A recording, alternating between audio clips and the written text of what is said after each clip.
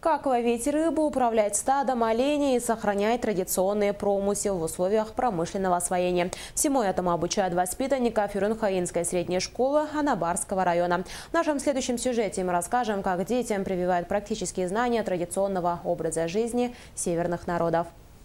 Помимо традиционных предметов, учащиеся Юрюн-Хаинской средней школы учатся на уроках оленеводства, рыболовства и родного долганского языка.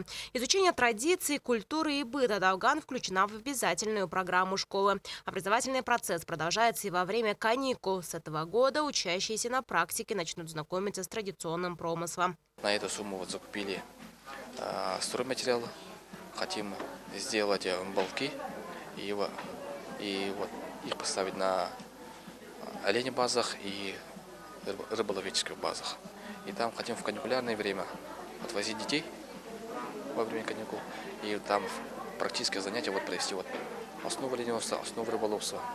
Какие конкретно практические занятия.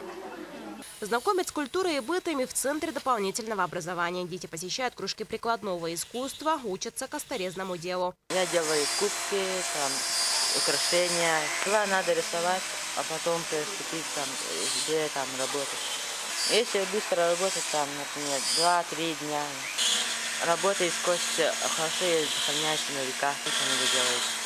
Уже 10 лет в районе работает экологическая школа. Ребята во время каникул выезжают на экспедиции, проводят научную и исследовательскую работу. Вариковая тундра изучалась, озера в районах местности Юрюн-Хая. Мы благодаря поддержке Алмазов Набара открыли уже 2 года на Удже. У нас существует лагерь экспедиционный полевой. Сегодня мы продолжаем пополнять материальную часть этой направленности с тем, чтобы дать возможность детям заниматься именно такой чисто исследовательской и в какой-то мере научной работой. Со школьной скамьи учащиеся изучают экологическое состояние тундры и Арктики и учатся поддерживать традиционный образ жизни в условиях развития промышленности. Розалия Борисова, Василий Николаев, НБК Саха, Анабар.